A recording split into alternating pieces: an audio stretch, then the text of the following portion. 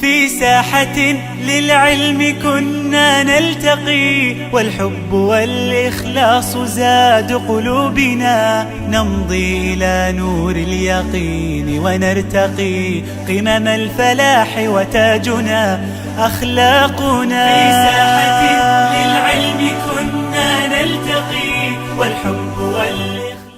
الحمد لله نحمده ونستعينه ونستغفره ونستهديه، ونعوذ بالله من شرور أنفسنا ومن سيئات أعمالنا، من يهده الله فلا مضل له ومن يضلل فلا هادي له، وأشهد أن لا إله إلا الله وحده لا شريك له، وأشهد أن محمدا عبده ورسوله. أما بعد، أيها الإخوة أيتها الأخوات، chers frères, chères sœurs, Assalamu alaikum wa rahmatullahi wa barakatuh.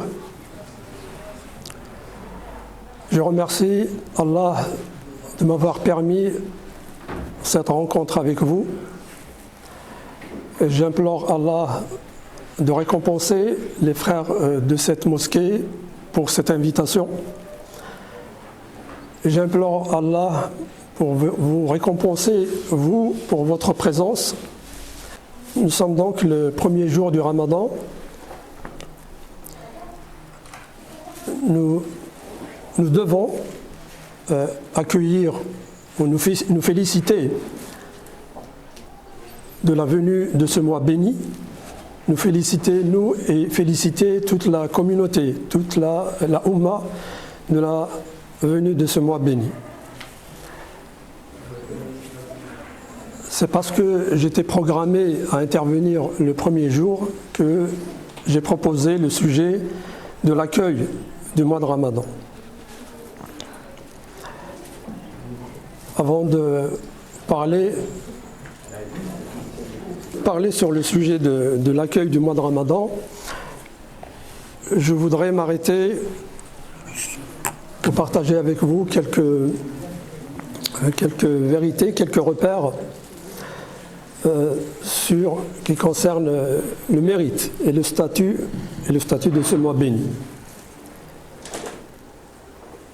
Comme vous le savez, Allah nous a créés pour l'adorer.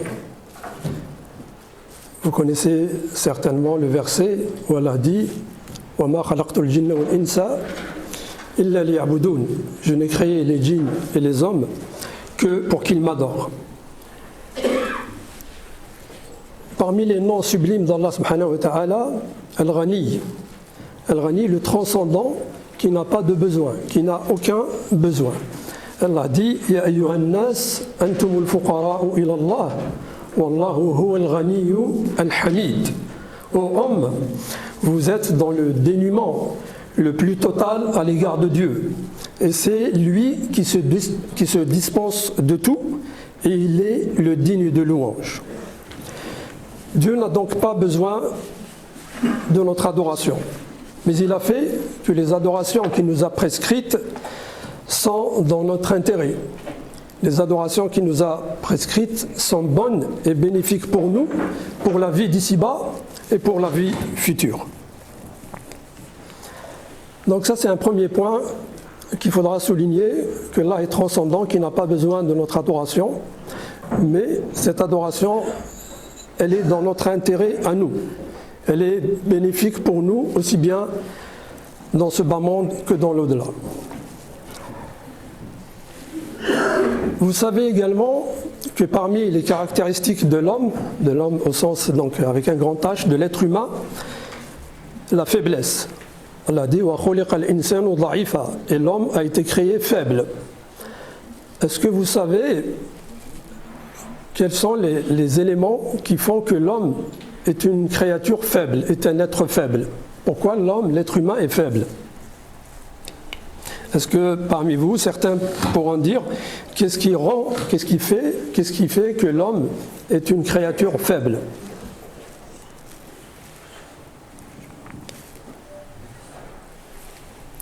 Qu'est-ce qui fait que l'homme est un être faible?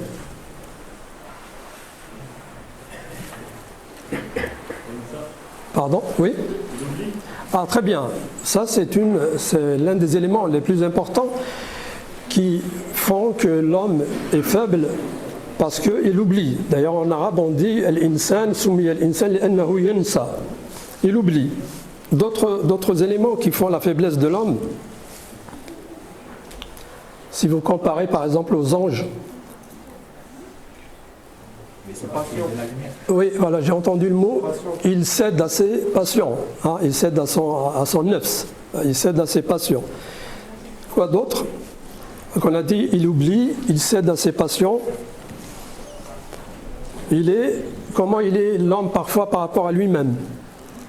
Il est injuste, hein, il est injuste par rapport à lui-même et il est aussi inconscient. Hein, il oublie, il est inconscient. Donc tous ces éléments et d'autres également font de l'homme un être faible. Et parmi les noms sublimes d'Allah, j'avais parlé au début du Ghani, le transcendant, qui n'a aucun besoin. Parmi les noms d'Allah, Ar-Rahman et Ar-Rahim, le clément et le miséricordieux. C'est les plus importants parmi les noms d'Allah subhanahu wa ta'ala, le miséricordieux, Ar-Rahman. Comme Allah est miséricordieux, il va aider cet être humain, à accomplir l'adoration. Allah lui a donné cette mission de l'adorer. Il sait qu'il est un être faible, qui oublie, qui est inconscient, qui est injuste, etc. Alors Allah, parce qu'il est clément, il est miséricordieux, il ne l'a pas laissé livrer à lui-même face à cette mission difficile. Il veut l'aider. Allah veut aider l'homme à accomplir son adoration ici-bas. Alors, il va l'aider comment? D'après vous, à travers quoi Allah va aider l'homme à l'adorer? C'est peut-être une question un peu difficile. L'endurance. Pardon? L'endurance. Alors, explique-nous. Essayer d'accomplir toutes les prières, même celles qui sont pas détaillées. Alors, très bien. Je vais préciser la question. Qu'est-ce qu'Allah a mis en place dans cette vie pour aider l'homme à accomplir l'adoration? Allah a mis dans notre vie ici-bas, dans la religion, il a mis des choses qui vont nous aider à l'adorer. Pardon? Les êtres parmi nous, les créatures. Les créatures parmi nous? Alors comment les créatures nous aident? À travers l'être humain. Je parle de l'être humain, hein, de l'être humain, comment Allah l'aide à l'adorer. À travers nos frères, Pardon? Il nous envoie des prophètes et des messagers, des livres de colère. Oui, mais au-delà de l'envoi des livres et des prophètes, Allah aide le croyant à accomplir son adoration à travers des rappels. À travers des rappels, il y en a des rappels quotidiens comme la prière. Dieu a prescrit la prière quotidienne comme 5 rappels pour aider le croyant à accomplir sa mission d'adoration. Ça, c'est des rappels quotidiens. Il y a un rappel hebdomadaire qui est hebdomadaire. La Jumu'ah. Hein, quand vous venez à la Jumu'ah, vous écoutez la khutbah, vous faites la prière. Ça, c'est un rappel. N'est-ce pas? Ça renforce la foi, ça renouvelle l'engagement, etc. Vous voyez, donc Allah a mis en place ces rappels pour aider le croyant à accomplir sa mission d'adoration. Donc on parlait des rappels quotidiens qui sont les prières, un rappel hebdomadaire qui est la prière du vendredi, et un rappel annuel qui est effectivement qui est le Ramadan. Le Ramadan qui est donc un rappel qu'Allah a mis pour le croyant, un rappel annuel qui va venir sauver, si vous voulez, l'homme. Le sauver de quoi? Le sauver de l'oubli. Le sauver de l'oubli, le sauver de l'obscurantisme, de l'égarement.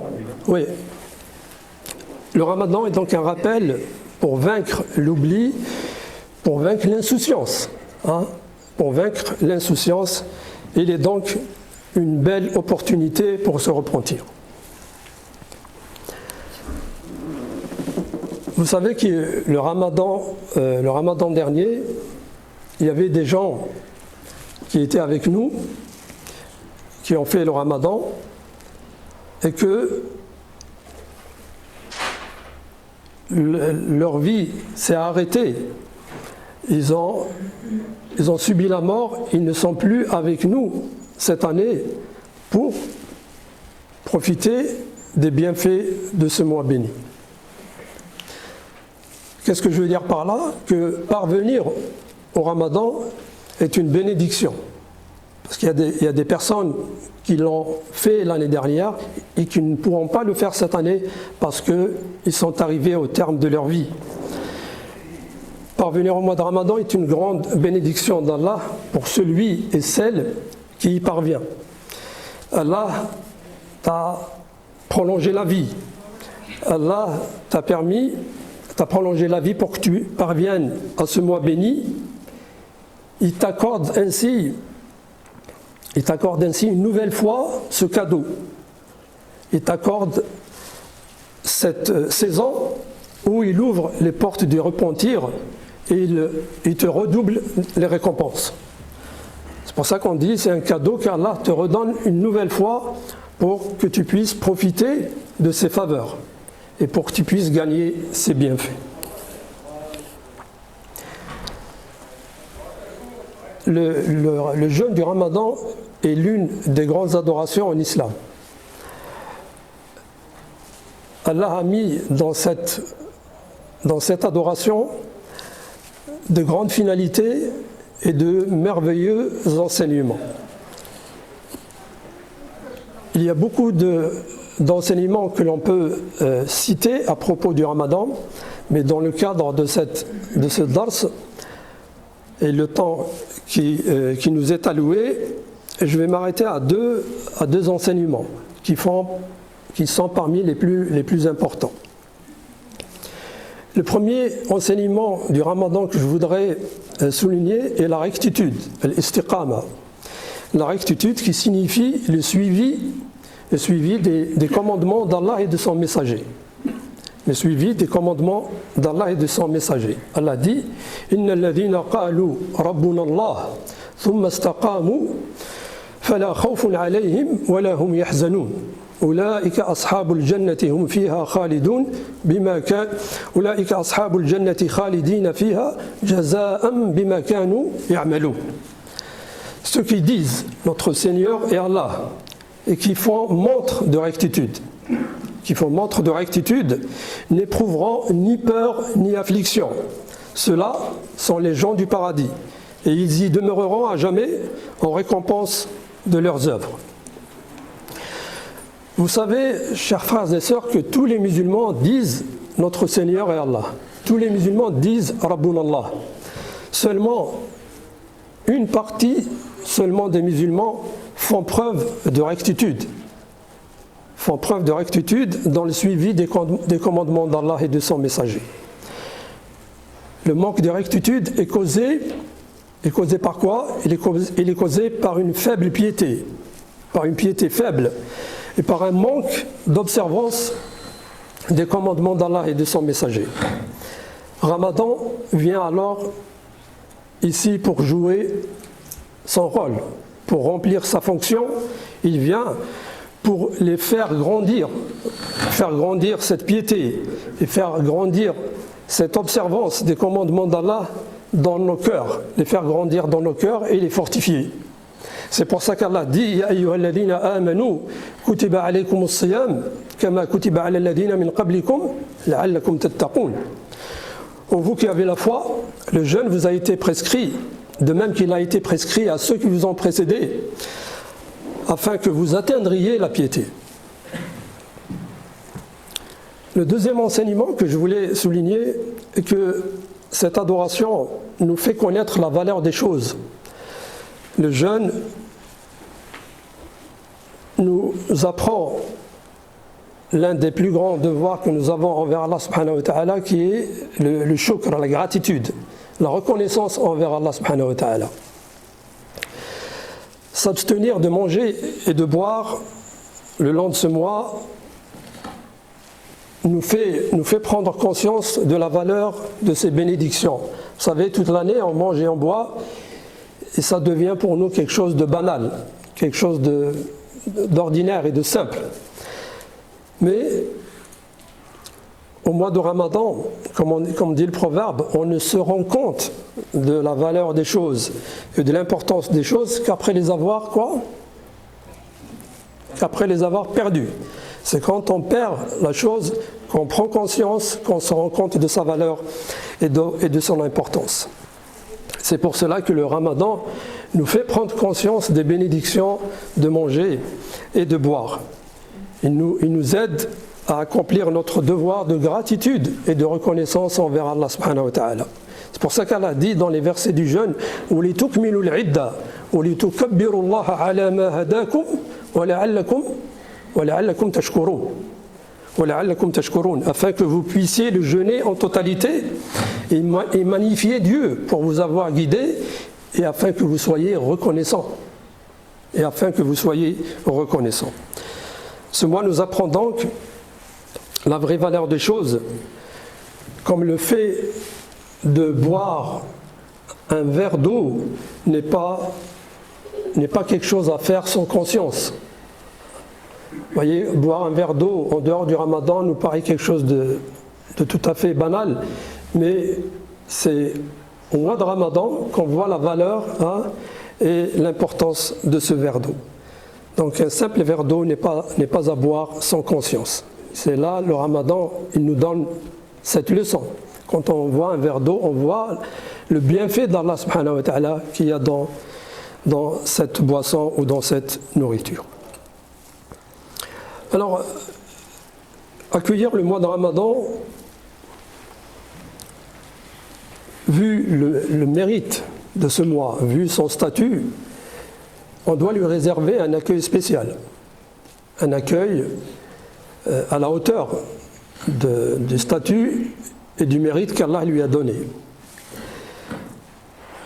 Pour bien accueillir le mois de Ramadan, il y a trois choses qui sont recommandées. La première est de connaître son mérite et son statut. On ne peut pas bien accueillir le Ramadan si on ignore son statut, si on ne connaît pas les mérites qu'Allah a mis dans ce mois. Ça, c'est la première chose, c'est connaître le statut et les mérites qu'il y a dans ce mois de jeûne. La deuxième chose pour bien accueillir le Ramadan est de méditer sur ses caractéristiques. Allah a mis dans ce mois des éléments qui le caractérisent des autres mois de l'année, des privilèges qui lui sont spécifiques et qu'on va voir quelques-uns maintenant, Inch'Allah. Le troisième élément pour bien accueillir le Ramadan est d'apprendre ou de réviser ses règles juridiques. Vous savez, les règles, qu'est-ce qui est permis, qu'est-ce qui n'est pas permis pendant le jeûne. Donc ces trois choses, il faut absolument les faire pour bien accueillir le Ramadan.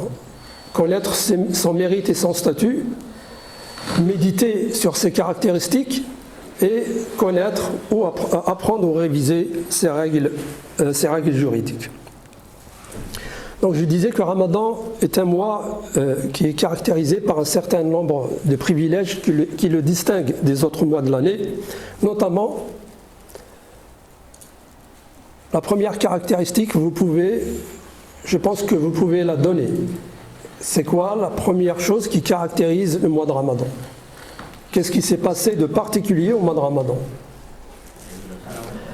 Alors, donnez une phrase plus complète, le Coran. Qu'est-ce qui s'est passé avec le Coran? La descente du Coran. Donc c'est un mois qu'Allah a choisi pour faire descendre le Coran. Il y a 12 mois dans l'année, mais Allah a choisi ce mois pour faire descendre le Coran. Première caractéristique, la descente du Coran. Allah dit « Shahru Ramadan, alladhi unzila fihi al-Qur'an ». شهر رمضان الذي أنزل فيه القرآن هدى للناس وَبَيِّنَاتٍ مِنَ الْهُدَى وَالْفُرْقَانِ. Le mois de Ramadan est celui au cours duquel le Coran a été descendu, a été révélé comme guidance pour les hommes, en exposant les détails de cette guidance et de ce discernement. Ça, c'est la première caractéristique de ce mois. C'est le mois qu'Allah a choisi pour faire descendre le Coran, et c'est d'ailleurs le mois qui a vu naître une communauté. Quelle communauté que ce mois a vu naître? La communauté de l'islam. À la première révélation du Coran, la communauté de l'islam est née. Elle était composée juste par le prophète Mohammed sallallahu alayhi wa sallam, et après elle s'est agrandie avec, au fur et à mesure des conversions à l'islam. Donc, descente du Coran, et on peut ajouter naissance, le mois de la naissance de la communauté musulmane. Deuxième caractéristique. Qu'est-ce qui caractérise ce mois par rapport aux autres mois de l'année? Qu'on fait dans ce mois et qu'on ne fait pas les autres mois? Le jeûne. C'est le seul mois de l'année qu'il est obligatoire de jeûner.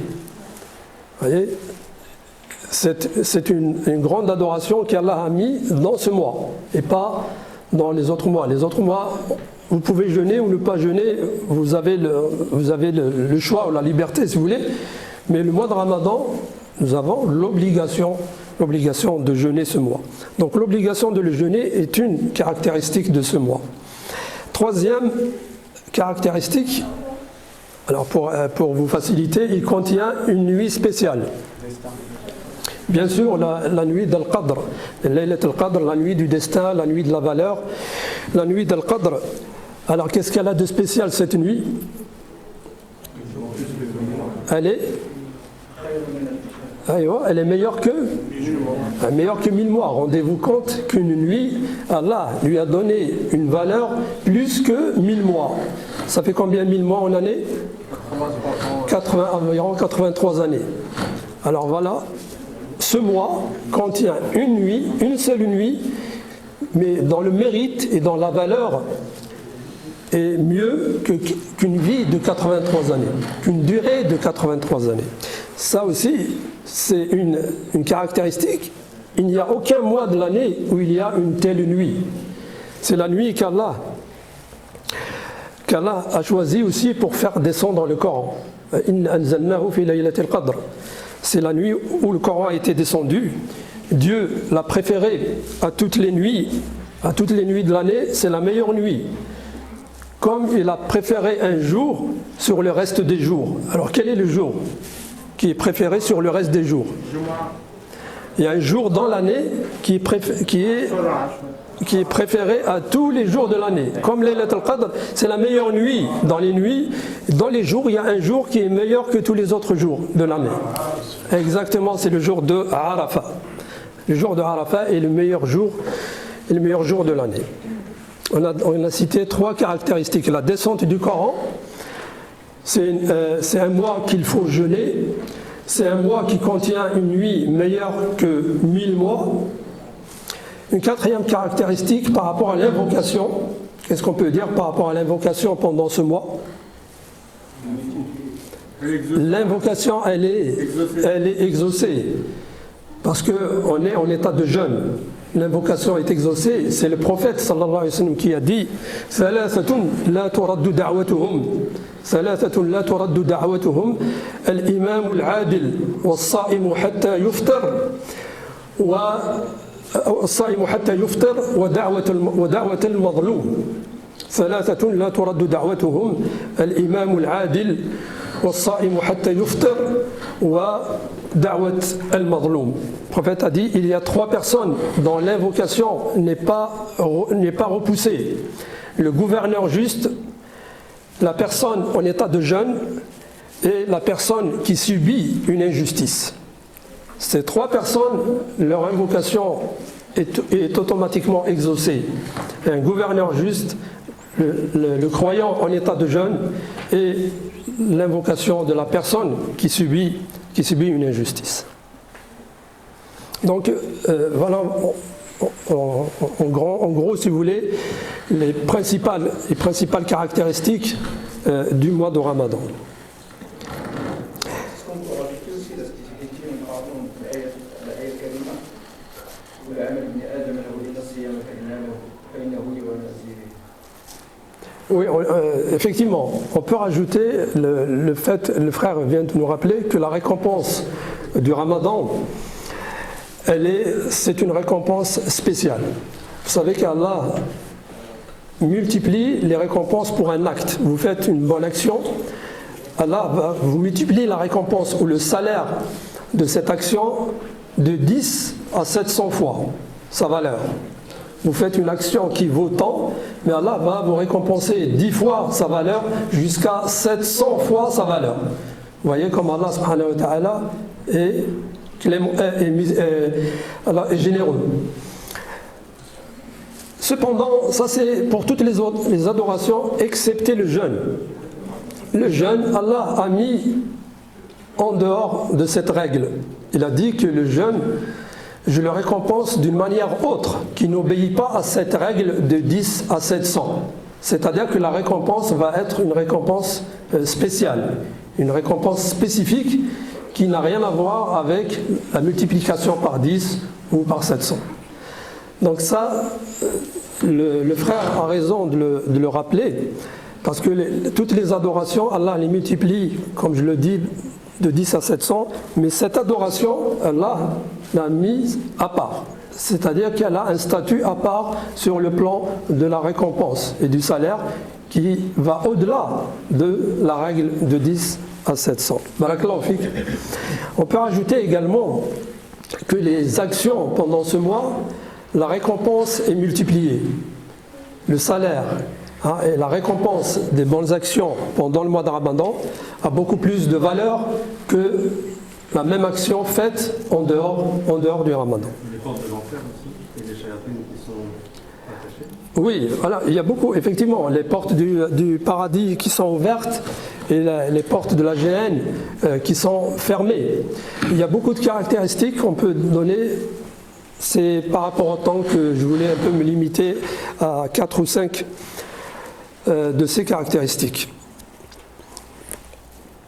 Il y a quelque chose aussi qu'on doit savoir, dont on doit prendre compte à l'arrivée de ce mois, qu'il y a en ce mois béni 3 opportunités pour effacer ses péchés. Je voudrais donner l'exemple d'une personne qui a des dettes. Imaginez une personne qui a des dettes envers son créancier, et le créancier vient lui dire, il y a 3 choses, je te propose 3 choses, si tu fais une de ces 3, j'efface l'ardoise, j'annule tes dettes, quel que soit le montant qu'il y a dans ces dettes-là. Comment va faire cette personne? Est-ce qu'elle va essayer de faire ces choses-là ou pas? Même il dit il y a 3, mais il suffit que tu fasses juste une. Si tu fais une de ces 3, j'efface. Il y a 3 occasions, 3 opportunités, 3 chances, si vous voulez, pour effacer nos péchés pendant le mois de Ramadan. Le prophète sallallahu alayhi wa sallam a dit Man sama Ramadan imanan wa ihtisaba ghufira lahu ma taqaddama min dhanbihi. هذا الحديث الأول. الحديث الثاني من قام رمضان إيمانا واحتسابا غفر له ما تقدم من ذنبه. والحديث الثالث من قام ليلة القدر إيمانا واحتسابا غفر له ما تقدم من ذنبه. Le prophète nous informe des 3 opportunités pour voir ses péchés effacés. Il a dit, alayhi salatu wassalam, celui qui jeûne le Ramadan avec foi et en espérant la récompense, ses péchés précédents sont pardonnés. Notre hadith, deuxième hadith, il dit, celui qui prie la nuit du Ramadan voit ses péchés précédents pardonnés. Troisième hadith, celui qui prie la nuit d'Al-Qadr, la nuit du destin, avec foi et certitude, a ses péchés précédents pardonnés.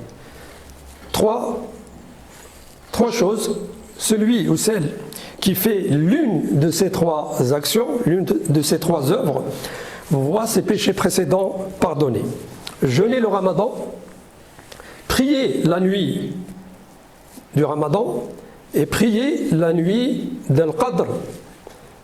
Ces trois choses-là, il suffit de faire une de ces trois avec la condition que le prophète a soulignée pour voir tes péchés pardonnés et que tu reviennes à la vie après le Ramadan comme le jour de ta naissance, comme le jour où tu es sorti du ventre de ta mère. La condition est celle évoquée par le prophète sallam avec foi et en espérant la récompense. Imanan wa ihtisaba. Avec foi, ça veut dire que le serviteur croit qu'Allah lui a ordonné cela. Tu as foi que Allah il t'a ordonné cela et tu te conformes au commandement d'Allah. Tu fais ça imanan أي أنك تؤمن بأن الله افترض عليك هذا الصيام وتستجيب لأمر الله. Donc tu fais ça avec foi, hein, tu réponds au commandement d'Allah subhanahu wa ta'ala et tu crois, tu as foi que Allah t'a ordonné de jeûner et tu réponds à son commandement. C'est ça ce qui signifie avec foi. La deuxième, c'est en espérant la récompense. C'est que tu fais cela en recherchant et en espérant la récompense d'Allah subhanahu wa ta'ala. Vous voyez que ce sont deux conditions qui sont très faciles. Que tu as foi, que c'est un commandement d'Allah, et que tu recherches à travers cette action, cette adoration, tu recherches et tu espères la récompense d'Allah subhanahu wa ta'ala. Donc vous voyez, chers frères et sœurs, en aucun cas, le croyant ne doit manquer ses opportunités. Il doit, ou elle doit se fixer cela comme objectif. Et là, on doit le faire maintenant, au début du Ramadan, se fixer comme objectif de chercher à obtenir ce pardon. Je voudrais rajouter à cela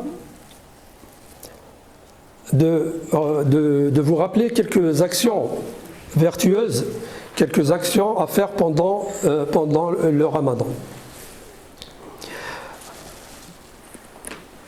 Le musulman devrait s'efforcer d'accomplir certaines actions au Ramadan pendant les jours et les nuits bénis de ce mois. Parmi les meilleures actions à faire au Ramadan est la lecture du Coran. On appelle le Ramadan le mois du Coran. Le musulman devrait le lire pendant ce mois, le lire fréquemment, le lire en méditant son message, en méditant ses significations. Vous savez, il y a deux types de lecture. Il y a la lecture où on veut terminer son hizb. C'est une lecture où on a une récompense, mais il y a une lecture, qu'on va dire, qui a plus de valeur, plus d'effet. C'est la lecture avec méditation. C'est la lecture avec tadabbur, comme on dit, avec méditation, parce qu'Allah dit Kitabun anzalnahu ilayka mubarakun liyadabbaru ayatihi wa liyatadhakkara ulul albab. Allah dit au prophète, ceci est un livre béni que nous t'avons révélé. Pourquoi? Afin qu'ils en méditent les versets. Dieu dit, ceci est un livre béni que nous t'avons révélé, afin qu'ils en méditent les versets et pour que les doués d'intelligence réfléchissent. Donc Dieu attend de nous une lecture avec méditation. Une lecture pour clôturer 60 hizb, c'est permis et c'est recommandé. Seulement, moi ce que je conseille d'avoir au Ramadan, d'avoir deux lectures. Une lecture, si vous voulez compléter tout le Coran, que vous allez faire par exemple tous les jours, vous allez lire par exemple 2 hizb pour terminer le Coran pendant le mois, mais il serait bien de rajouter à cette lecture de 2 hizb quotidiens, d'ajouter une lecture avec méditation, une lecture avec compréhension des sens, une lecture où votre cœur sera touché, où vos yeux peut-être vont pleurer. Ça, vous pouvez réserver un certain nombre de jours par semaine, peut-être 2-3 jours, que vous allez réserver à une lecture avec méditation, avec concentration, avec compréhension. Parmi Donc je parlais de la lecture du Coran. C'est pour cela que Jibril alayhi salam, chaque mois de Ramadan, il enseignait, il étudiait le Coran avec le prophète sallallahu alayhi wa sallam. Il enseignait le Coran au prophète. Il le faisait répéter. Il faisait répéter le Coran au prophète. Et les pieux prédécesseurs avaient un rapport particulier au Coran pendant le Ramadan. Ils avaient un lien fort au Coran en général, mais pendant le Ramadan, ce lien est devenu extrêmement fort. Et un rapport que nous, ça nous paraît comme quelque chose qui relève de l'imaginaire. Parmi les pieux prédécesseurs, il y en a qui terminaient le Coran en quelques jours. Il y en a qui lisaient tout le Coran pendant le mois de Ramadan en 3 jours, qui finissaient tout le Coran, la lecture du Coran en 3 jours. Il y en a qui le finissaient en 2 jours. Il y en a qui le finissaient en 1 jour. Bien sûr, il ne s'agit pas de faire exactement la même chose. Nous vivons à une époque différente, nous avons des occupations et la vie à notre époque n'est pas la vie à leur époque, mais seulement c'est pour avoir cette idée, cette image de ces pieux prédécesseurs qui, pendant le Ramadan, avaient ce rapport particulier et ce lien très fort au Coran. Il y a un pieux prédécesseur qui disait, quand vient le Ramadan, c'est comme s'il dit on arrête tout. Quand vient le Ramadan, on s'occupe du Coran, de la lecture du Coran et de nourrir les pauvres. Il a dit ça. Quand vient le Ramadan, on s'occupe de la lecture du Coran et de nourrir les pauvres. C'est ça nos deux occupations pendant le Ramadan. On ne fait pas autre chose. C'est pour donc vous donner cette idée sur le rapport au Coran des salaf salih, des pieux prédécesseurs. L'une des meilleures actions pendant ce mois béni est bien sûr sadaqat, l'aumône. Il est rapporté dans Bukhari et Muslim عن ابن عباس رضي الله عنهما قال كان رسول الله صلى الله عليه وسلم أجود الناس كان أجود الناس وكان أجود ما يكون في رمضان حين يأتيه جبريل وكان يلقاه في كل ليلة من رمضان فيدارسه القرآن فلرسول الله صلى الله عليه وسلم أجود بالخير من الريح المرسلة. Regardez comment il a décrit Ibn Abbas la générosité du prophète pendant le Ramadan. Il a dit le prophète sallallahu alayhi wa sallam était le plus généreux des hommes. Et le moment où il était le plus généreux, c'est durant le Ramadan, lorsque Jibril le rencontrait. Jibril venait à lui chaque nuit de Ramadan et ils étudiaient le Coran ensemble. Et lorsque le prophète sallallahu alayhi wa sallam rencontrait Jibril, il était certes plus généreux que les vents envoyés. C'est quoi les vents envoyés? C'est les vents qui ramènent les nuages, qui ramènent la pluie. Vous voyez la générosité de ces nuages-là, tout ce que vont donner la pluie qui est portée par ces nuages, c'est l'image qu'il a donnée de Ibn Abbas de la générosité du prophète, Riyah al-Mursala, les vents qui apportent la pluie salvatrice. Parmi les meilleures actions, bien sûr, sadaqat, vous le savez bien, il y a plusieurs formes de sadaqat. Ramener à la mosquée de la nourriture ou donner de l'argent pour la mosquée, pour les associations caritatives, pour donner à manger à une personne qui jeûne, un proche ou un ami ou quelqu'un que vous invitez à manger pour rompre le jeûne. Le prophète a dit Man fattara sa'iman falahu ajruhu ghayra anna la yanqusu min ajri as-sa'imi shay'a.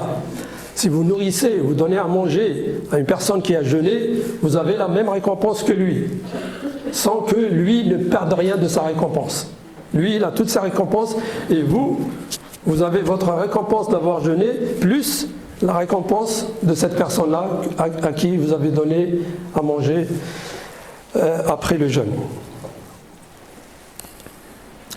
Parmi les actions à recommander pendant le Ramadan, il y a également l'abondance du dhikr, l'abondance de l'évocation d'Allah subhanahu wa ta'ala et de l'istighfar, la demande du pardon.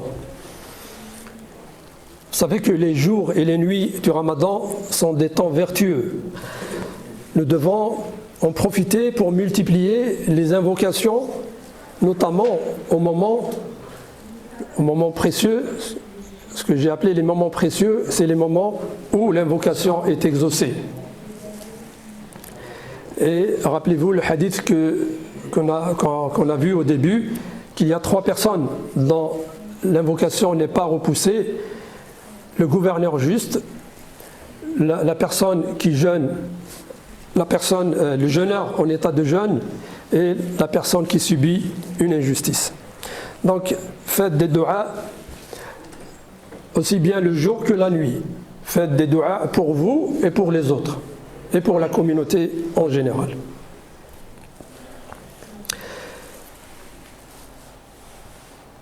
Avant de terminer, chers frères, chères sœurs, je voudrais donc rappeler ce conseil, cette recommandation d'accueillir ce mois par le repentir. Vous savez, nous commettons tous des fautes, nous commettons tous des choses qu'Allah n'aime pas. Alors vient ce mois pour nous repentir et pour profiter de ce mois pour que ces fautes que nous avons faites avant Ramadan soient effacées. Donc accueillons-le par le repentir, un repentir sincère. Le prophète dit « Kullu ibn Adam khata wa khayrul khata'in at-tawwabun » Tout être humain est fautif, commet des fautes. Et les meilleurs des fautifs sont ceux qui se repentent. Et Allah dit « Wa tubu ila Allahi jami'an ayyuhal mu'minun la'allakum tuflihun » Et repentez-vous tous auprès de Dieu, aux croyants, peut-être réussirez-vous. Vous voyez, cette notion de repentir est capitale dans la vie du musulman. Elle est primordiale dans le cheminement vers Allah subhanahu wa ta'ala. Donc, accueillons ou profitons de ce mois pour faire preuve d'un repentir sincère à Allah subhanahu wa ta'ala.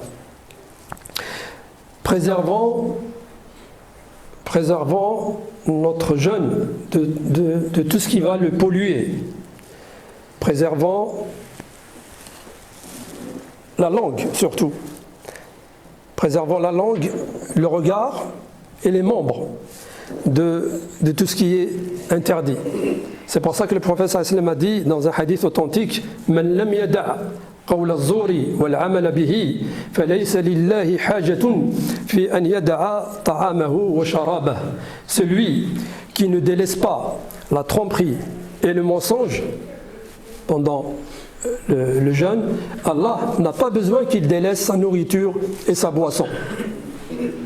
Si tu ne délaisses pas le mensonge et la tromperie, c'est pas la peine que tu délaisses ta nourriture et ta boisson. Pour finir, il est important, et d'en finir avec 2 points, il est important de se doter au début de ce mois béni. Il est important de se doter d'une bonne intention et d'une résolution, de prendre la résolution de multiplier les adorations et les actes d'obéissance pendant ce mois, tels que le jeûne, les prières nocturnes, la lecture du Coran, l'aumône, etc. Alors, pourquoi prendre cette résolution? Pourquoi prendre cette détermination? Parce que la détermination est à la base de tout bien. La détermination est à la base de toute vertu. Le prophète disait dans son invocation wa as'aluka al-azimata 'ala ar-rushd. Wa as'aluka al-azimata 'ala ar-rushd. Je te demande, oh Allah, la détermination sur la droiture. Je te demande que tu me permettes à rester déterminé sur la droiture. Vous voyez l'importance de la détermination. C'est la détermination qui va nous permettre d'aller au bout de nos engagements et de faire et de donner le meilleur de nous-mêmes. Donc ça, le premier point, prendre une intention, une bonne intention et une vraie résolution de faire le maximum, de profiter, parce que vous savez, c'est un mois, il va passer vite. On va se retrouver au Eid et le Ramadan sera derrière nous. Et là, c'est le moment du bilan, c'est le moment du questionnement. Est-ce qu'on a vraiment profité des bienfaits de ce mois? Est-ce qu'on a vraiment fait de notre mieux? Est-ce qu'on a vraiment fait le maximum? C'est pour cela que c'est maintenant qu'il faut se déterminer. C'est maintenant qu'il faut prendre la résolution. Après, ça sera trop tard. Le deuxième point, c'est l'invocation. Le dua, d'invoquer Allah subhanahu wa ta'ala, de lui demander son aide pour accomplir ces bonnes actions que nous voulons entreprendre pendant ces mois. Parce que, comme vous le savez, le serviteur n'a pas la capacité d'accomplir l'obéissance, d'accomplir les adorations sans l'aide d'Allah subhanahu wa ta'ala. Donc, pendant vos prosternations, pendant vos sujouds, demandez à Allah qui vous aide, qui vous soutienne et qui vous permette d'accomplir ces bonnes actions qui sont dans vos cœurs, que vous voulez mettre en place, que vous voulez qu'elles soient traduites dans la réalité. Je demande à Allah subhanahu wa ta'ala qu'il nous permette de profiter des faveurs de ce mois béni, de gagner ses bienfaits, de nous permettre de le jeûner, d'accomplir les prières nocturnes et de pardonner nos fautes et nos péchés. Je vous laisse la parole si vous avez des questions avant de faire le dua de clôture. Bien sûr, les questions, merci de rester sur le sujet. D'accord, si vous avez des questions sur le sujet qu'on vient de voir ensemble. Barakallahu fikum.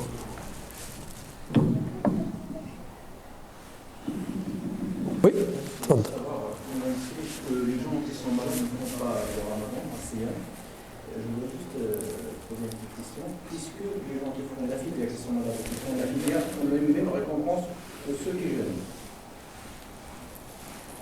Non. La fidya va permettre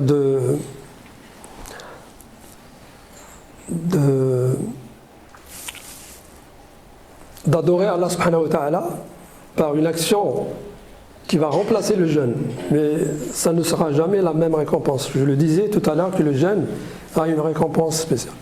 Mais tu ne vas pas te présenter devant Dieu comme quelqu'un qui n'a pas répondu à son commandement.